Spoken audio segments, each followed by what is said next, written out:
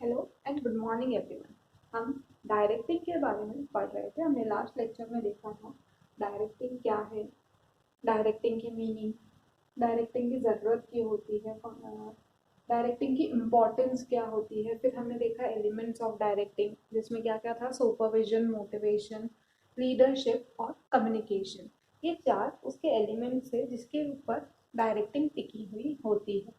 Directing में हमने ये देखा था कि किस तरीके से एक एम्प्लॉय को उसका सुपीरियर बताता है, इंस्ट्रक्ट करता है, सुपरवाइज करता है, मोटिवेट करता है, ताकि वो अपना बेस्ट दे सके और और ऑर्गेनाइजेशन के गोल्स भी अचीव कर सके। जो सोचा है वैसा का वैसा उस सुपीरियर को काम मिल जाए, उसके लिए वो डायरेक्शन प्रोवाइड करता रहता है। फिर हमने देखा सुपरविजन क्या था। फिर नेक्स्ट एलिमेंट हमने मोटिवेशन पढ़ा था लास्ट लेक्चर में, और मैस्लो की नीड पढ़ी थी, हायरार्की पढ़ी थी। अब है फाइनेंशियल और नॉन फाइनेंशियल इंसेंटिव। कभी कभी क्या होता है, मोटिवेट करने के लिए कुछ देके भी मोटिवेट किया जा सकता है, कुछ गिफ्ट देके, बोनस देके, तब भी इंसान मोटिवेट हो जाता है कि किसी को किसी के काम के लिए बख्शीश मिल जाए। ऐसा बोले तो कि उसने जो किया है उसके लिए उसको कुछ काइंड में, कुछ कैश में, monetary, non monetary, incentive, gift कुछ मिल जाए तो भी वो खुश हो जाता है। जैसे आपने कोई काम किया मम्मी का, मम्मी ने आपको बोला कि जा बाजार जा और मेरे लिए ये सामान लेके आ जा, तू लेके आएगा तो तेरे को उसके बदले में 10 रुपए दूँ। अपन कितना मोटिवेट होकर फटाफट भाग के और वो सामान लेके आ जाते हैं। तो ये क्या है, एक लालच। ये लालच जो है वो फाइनेंशियल और नॉन फाइनेंशियल इंसेंटिव्स के रूप में हमें दिया जाता है। डायरेक्टिंग के अंडर में सुपरवाइजर्स हमेशा हमें फाइनेंशियल या नॉन फाइनेंशियल इंसेंटिव्स देके काम करवाते रहते हैं, मोटिवेट करते रहते हैं। इंसेंटिव्स होता क्या है, इंसेंटिव्स का मतलब क्या है, financial and non financial reward offer to the employees for better performance. जो भी एम्प्लॉय अच्छे से परफॉर्म करता है, जो पूरा टास्क करके देता है, जो जैसा सोचा है, जो टारगेट्स दिए गए हैं उनको अचीव करता है, उनको कुछ फाइनेंशियल और नॉन फाइनेंशियल रिवॉर्ड दिए जाते हैं सुपरवाइजर्स के द्वारा, डायरेक्टर्स के द्वारा, ताकि उसके अंदर वो मोटिवेशन बना रहे काम करने की, उसमें जो जज्बा है वो कंटिन्यूस रहे। उसके अलावा इंसेंटिव को हम ऐसा भी बोल सकते हैं, जो उसकी रेगुलर सैलरी है उससे कुछ एक्स्ट्रा भी, या जो रेगुलर सैलरी है उससे कुछ extra, something more than the regular salary, उसको हम बोलेंगे इंसेंटिव। इंसेंटिव्स दो तरीके के हो सकते हैं, मॉनेटरी और फाइनेंशियल, या फिर नॉन मॉनेटरी और नॉन फाइनेंशियल। इसके अंदर हम देखेंगे कुछ 8 तरीके के मॉनेटरी इंसेंटिव्स है और कुछ 8 तरीके के नॉन मॉनेटरी इंसेंटिव्स है। सबसे पहला है पे एंड अलाउंसेस। जो बेसिक सैलरी मुझे मिलती है, हर साल उस पर कुछ हाइक मिलता है, हर साल उस पर एक परसेंटेज इंक्रीज करके मुझे अगले साल दिया जाता है। जैसे सपोज अभी मैं 10,000 पे काम कर रही हूँ, तो मुझे अगले साल जब मेरा फाइनेंशियल ईयर पूरा होगा, साल पूरा होगा, तो मुझे क्या करते हैं, 10% इंक्रीज करके दे दिया, 2% इंक्रीज करके दे दिया, 4% इंक्रीज करके दे दिया। एक परसेंटेज फिक्स होता है, उतना मुझे इंक्रीज करके बेसिकली मिल जाता है अगर मैंने अच्छे से काम किया है तो उसको हम बोलते हैं पे एंड अलाउंस। लेकिन आता है प्रॉफिट शेयर। कभी कभी क्या होता है, एम्प्लॉयज को प्रोडक्शन ज़्यादा करवाने के लिए, मोटिवेट करने के लिए, ऐसा सुपरवाइजर बोलते हैं कि अगर आप प्रोडक्शन ज़्यादा करके दोगे या आपके काम से सेल्स ज़्यादा हुई, हमें प्रॉफिट ज़्यादा हुआ, तो आपको प्रॉफिट का कुछ पार्ट दे दिया जाएगा। क्या होता है एक्चुअली में कि प्रॉफिट जो होता है, हर कंपनी का जो प्रॉफिट होता है, वो लोग डिसाइड करते हैं कि इतना प्रॉफिट अगर हमने कमाया तो हम बोनस देंगे या इसमें से प्रॉफिट का शेयर एम्प्लॉयज को देंगे। तो सपोज उन्होंने सोचा कि 20% प्रॉफिट अगर इस साल हुआ, तो हम लोग मतलब 20% वो लोग टारगेट लेके चलते हैं। अगर 20% से ज़्यादा उनका प्रॉफिट हो जाता है, तो वो लोग क्या करेंगे, एम्प्लॉयज़ को प्रॉफिट का शेयर दे देते हैं, बांट देते हैं उनमें, कि आपने अच्छा परफॉर्मेंस दिया, आपने अच्छा से प्रोडक्शन किया, आपने अच्छे से सेल्स की, इसी वजह से तो हमारे को इतना प्रॉफिट मिला है, तो उसमें आपका भी शेयर बनता है। तो प्रॉफिट शेयरिंग भी एक मॉनेटरी इंसेंटिव है। फिर आता है स्टॉक ऑप्शन। बहुत सारी कंपनीज ऐसी होती है जो अपन ने पढ़ा है राइट शेयर, इसोप और ये सब की 11th क्लास में पढ़ा होगा। राइट शेयर होते हैं, बोनस शेयर्स होते हैं, तो ऐसे शेयर्स देती है कंपनी अपने एम्प्लॉयज़ को क्योंकि उन्होंने बेटर परफॉर्मेंस किया है, उन्होंने अपनी नॉलेज, अपनी नो हाउ ये सब हमारे को प्रोवाइड करी है और हमारे लिए काम किया है। उसके बदले में हम उन्हें बोनस शेयर्स या राइट शेयर्स देते हैं। उनको ये राइट देते हैं कि भाई लो, सौंप देते हैं कि तुमने जो अपना स्वेट खून पसीना बहाया है उसके बदले में तुमको प्रॉफिट ना देकर हम कंपनी का शेयर होल्डिंग दे देते हैं। तो वो होता है स्टॉक ऑप्शन, वो एक मॉनेटरी इंसेंटिव होता है। उसके अलावा बोनस हर साल जो पैसा मिलता है, जो सैलरी मिलती है वो तो फिक्स होता है। हम लोग को फेस्टिवल सीजन होते हैं या फिर कोई हमने अच्छा परफॉर्मेंस दिया, हमने टारगेट पूरा किया है, तो क्या होता है हमें कंपनी हमारी सैलरी से कुछ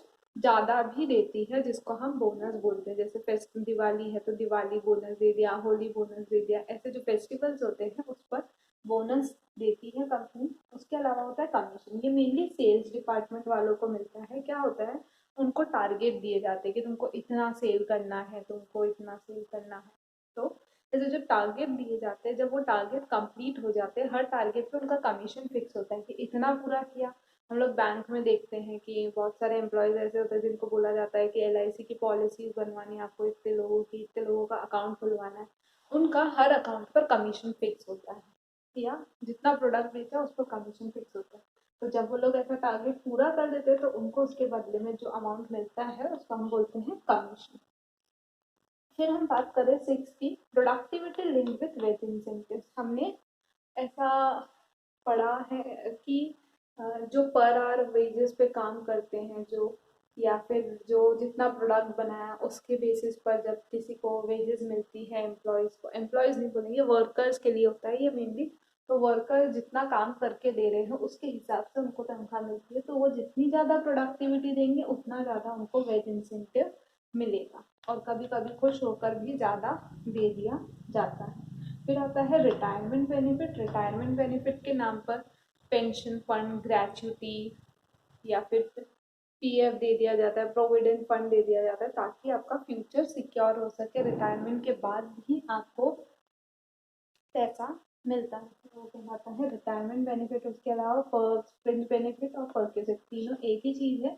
इसमें क्या होता है, एम्प्लॉय को ट्रैवल अलाउंसेस मिलते हैं, उसके child education allowance, medical allowances, ये सब मिलते हैं एक्स्ट्रा में। कि जो हायर पोस्ट पर जो एम्प्लॉयज़ काम करते हैं उन लोगों को ये सब चीज़ें दी जाती है ताकि वो और अच्छे से मोटिवेट होकर और बेटर काम करते रहें। उनकी बहुत सारी चीज़ें फ्री कर दी जाती है कि तुमको हाउस अलाउंस मिल रहा है, कि तुमको हम कंपनी की तरफ से घर, गाड़ी, अपने बच्चों की पढ़ाई, एजुकेशन सब फ्री कर देते हैं उन लोगों के लिए ताकि वो और मोटिवेट होकर काम करें। और ये यूजुअली परमानेंट एम्प्लॉयज़ को दिया जाता है। फिर अगर हम बात करते हैं नॉन मॉनेटरी, मतलब पैसा नहीं होता है, काइंड में इनको कुछ दिया जाता है। ये सारी चीज़ें पैसे के फॉर्म में मिलती है। ये जो होता है नॉन मॉनेटरी इंसेंटिव, ये काइंड के रूप में दिया जाता है, मतलब पैसे ना देकर पैसे के जैसा ही एक गिफ्ट देना। जैसे कि स्टेटस, स्टेटस मतलब उसकी पोस्ट बढ़ा देना, जिस पोजीशन पे वो काम कर रहा है उससे हायर पोजीशन उसको दे देना। फिर ऑर्गेनाइजेशनल क्लाइमेट, एक अगर अच्छा ऑर्गेनाइजेशनल क्लाइमेट भी दिया जाए, अगर आपका जो टीचर है या आपका जो सुपीरियर है, आप जिसके अंडर में काम कर रहे हो, वो आपसे अच्छे से बातचीत करता है तो वो भी एक अच्छा मोटिवेशन देता है हम। तो ऑर्गेनाइजेशनल क्लाइमेट बनाए रखना भी सुपरवाइजर का ही रोल होता है, जिसके अंडर में वो अच्छा क्लाइमेट देके हमें मोटिवेट करता है वहाँ पर काम करने के लिए। अगर आपका बॉस बहुत चिड़चिड़ करता है तो आप क्या करोगे, वहाँ छोड़ने की कोशिश करोगे कि यार बहुत चिड़चिड़ा बॉस, और वही आपका बॉस बहुत अच्छे, अरे नहीं मेरे सर तो बहुत अच्छे हैं, वो तो मुझे बहुत अच्छे से बात करते हैं, मुझसे बहुत अच्छे से काम को, मेरे से खुश रहते हैं। तो आप क्या होते हैं, मोटिवेट रहते हो, आप उसके काम को करने के लिए रेडी रहते हो। फिर आता है करियर एडवांसमेंट। करियर एडवांसमेंट में क्या है, अगर हम देखें तो मैनेजर जो है वो प्रमोशनल अपॉर्चुनिटीज़ देता रहता है एम्प्लॉयज़ को। जैसे कि उसकी स्किल इम्प्रूव करवा दी, उसको ट्रेनिंग दिलवाई, एक्स्ट्रा ट्रेनिंग दिलवाई ताकि उसका करियर और एडवांस हो जाए और बेटर हो जाए, उसको और एक्स्ट्रा अपॉर्चुनिटीज़ मिल जाए जब उसको एडवांस उसको एडवांस टेक्नोलॉजी ट्रेनिंग दे देता है वो, तो क्या होता है, हमने पढ़ा था ट्रेनिंग और डेवलपमेंट में कि उसको जब ट्रेनिंग मिलती है तो उसको करियर एनहांस करने की अपॉर्चुनिटीज मिलती है। तो सेम चीज उसको नई नई ट्रेनिंग देता है सुपीरियर, ताकि उसका एडवांसमेंट, उसको करियर उसका एनहांस हो सके। फिर आता है जॉब एनरिचमेंट। जॉब एनरिचमेंट में क्या होता है, एम्प्लॉयज एक ही काम कर करके बोर हो जाते हैं। क्या होता है, तुमको रोज वही हिसाब किताब, तुमको बोले ये होमवर्क करना है, ये करना है, ये सब करना है, तुमको रोज सेम चीज। कोई तुम्हारे क्लास में कुछ भी एंटरटेनमेंट ना हो, ना ही कभी कुछ तुमको जो सेम चल रहा है सेम घिसे पिटे तरीकों से पढ़ाना और सब कुछ नहीं, ऐसा नहीं।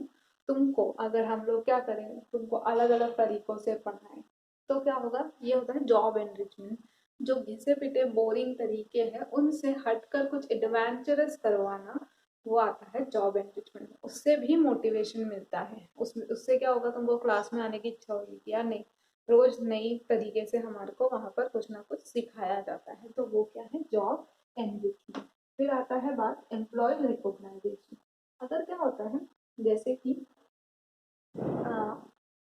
मैं तुम्हारी शाबाशी सबके सामने कर रही, तुमको लोगों के बीच में एक पहचान मिलेगी, तुमको सबके बीच में एक पहचान, यार सर बॉस ने इसकी तारीफ करी, तो वो जो एम्प्लॉय रिकॉग्नाइजेशन। और अगर उसको डांटना है तो अंदर के अंदर कैबिन में डांट देना, ताकि उसको ऐसा डीमोटिवेटेड फील ना हो कि यार मुझे तो सबके सामने बेइज्जत कर दिया, ऐसा नहीं। उसकी इज्जत बनाए रखना भी एक इंसेंटिव है जो आप उसको दे सकते हैं।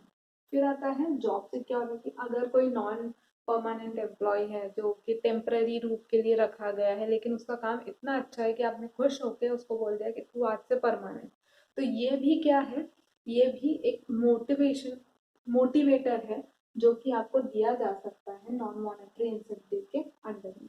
फिर आता है एम्प्लॉयज पार्टिसिपेशन।